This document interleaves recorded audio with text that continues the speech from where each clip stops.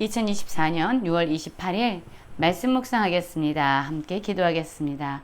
하나님, 지극히 평범해 보이는 우리의 일상 가운데서도 여전히 자신의 말씀을, 자신의 약속을 이루시는 하나님의 손길을 보게 하여 주시옵소서. 예수님 이름으로 기도했습니다. 아멘. 오늘의 말씀은 사도행전 27장 21절부터 44절까지의 말씀입니다. 말씀을 함께 살펴보시기 전에 개인적으로 말씀을 꼭 읽으시고 묵상하는 시간 가지시기 바랍니다. 27장 21절입니다.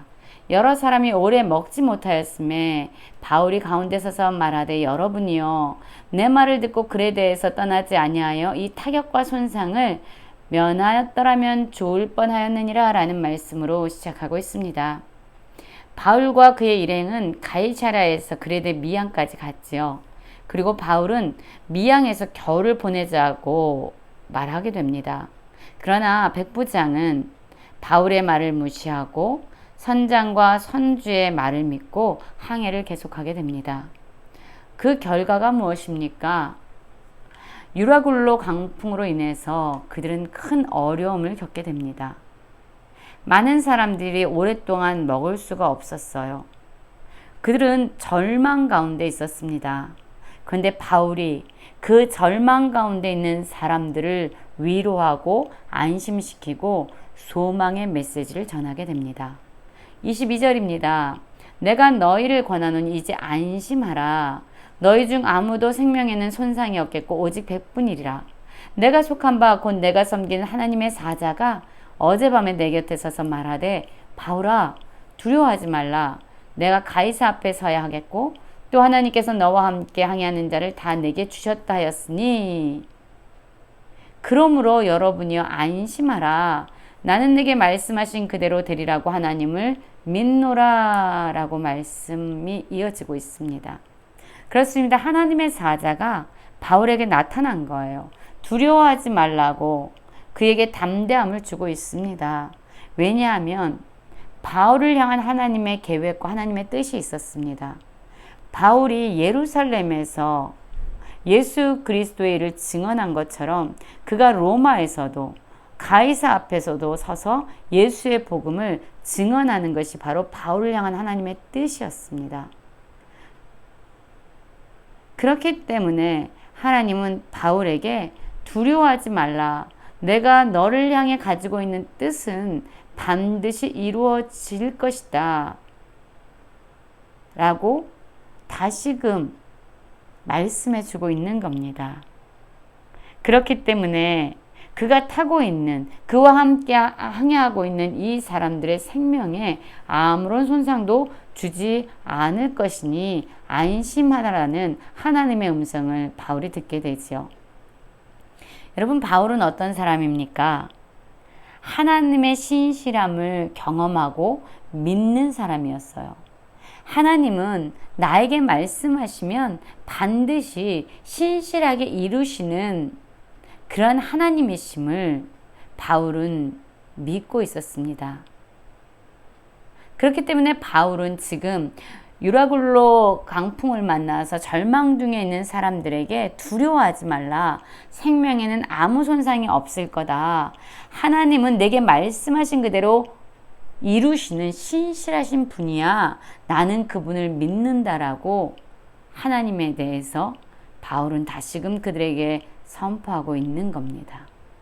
그렇기 때문에 그들이 타고 있는 이 배는 표류하는 것이 아니라 반드시 한 섬에 걸리게 될 것이라고 말하고 있습니다.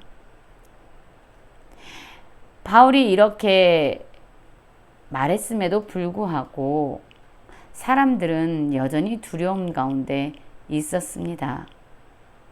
그러나 하나님이 바울을 통해서 말씀하신 것처럼 상황은 실제적으로 하나님의 말씀대로 이루어져 가고 있었습니다. 바다에서 이리저리 쫓겨가다가 자정쯤 되어 사공들이 어느 육지에 가까워지는 것을 짐작하게 되지요. 물을 재어보니까 20길, 즉 37m 정도 됐고요. 조금 가다가 다시 재니까 15길, 27m 정도로 낮아지고 있습니다. 결국 지금 육지에 가까워 가고 있다는 것을 그들이 깨닫게 됩니다.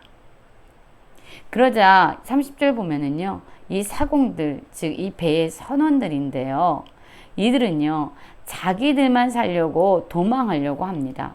그래서 이물에서 닷을 내리는 척하면서 거룻배를 바다에서 내려놓고 자신들의 생명을 건질 자기 살 길을 찾아가고 있습니다. 이 모습을 바울이 보게 되죠. 그래서 백부장과 군인들에게 말합니다. 이 선원들, 이 사공들이 배에 있지 않으면 우리가 너희가 구원을 얻지 못한다 라고 말하자 이 군인들이 거룻줄을 끊어 떼어 버리게 됩니다. 여러분, 이렇게 사공들은요 자기 살 길만 찾아서 가는 사람들이었어요. 그런데 이들과 다르게요, 바울의 모습을 한번 보십시오. 바울은 어떻게 하고 있습니까? 광풍으로 말미암아 음식도 먹을 수 없었던 사람들에게 음식 먹기를 권하고 있습니다. 너희가 기다리고 기다리면 먹지 못하고 줄인 지가 오늘까지 열 나흘이다. 음식 먹기를 권한다 라고 이야기하면서 굶주려 있는 사람들, 먹을 수 없는 사람들에게 먹을 것을 권면하고 있습니다. 그러면서 또다시 소망을 줍니다. 너희 중 머리카락 하나도 잃을 자가 없을 것이다. 왜냐하면 하나님이 약속하셨기 때문이죠. 그리고 나서 떡을 가져다가 모든 사람 앞에서 하나님께 축사하고 떼어 먹기를 시작합니다. 바울이 먹는 모습을 보고 또한 그가 먹으라고 권면하는 이야기를 듣자 사람들도 바울의 말을 듣고 안심하며 받아 먹게 되지요.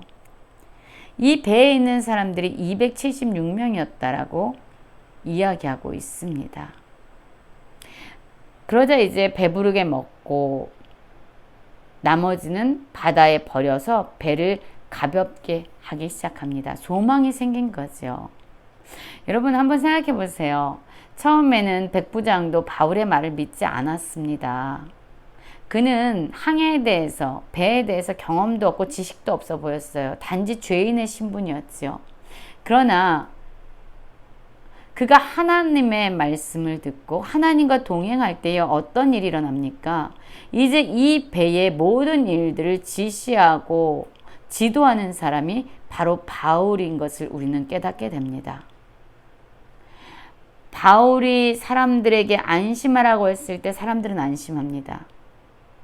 사공들이 도망하고자 할 때에 저 사람들이 이 배에 있지 아니하면 구원을 얻을 수 없다라고 얘기하니까 군인들은 또한 그의 말을 듣습니다.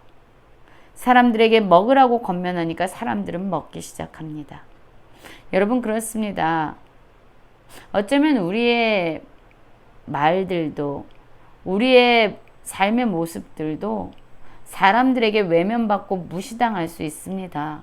그러나 우리가 계속적으로 하나님과 동행하는 삶을 살아갈 때에 하나님의 때가 돼서 어쩌면 많은 그리스도인들, 진정 예수님에게 붙잡히고 예수님과 동행하는 사람들은 이 세상의 사람들을 다스리고 지도하고 인도하는 그러한 자리에 설 수 있게 됨을 우리는 바울의 삶을 통해서 보게 됩니다.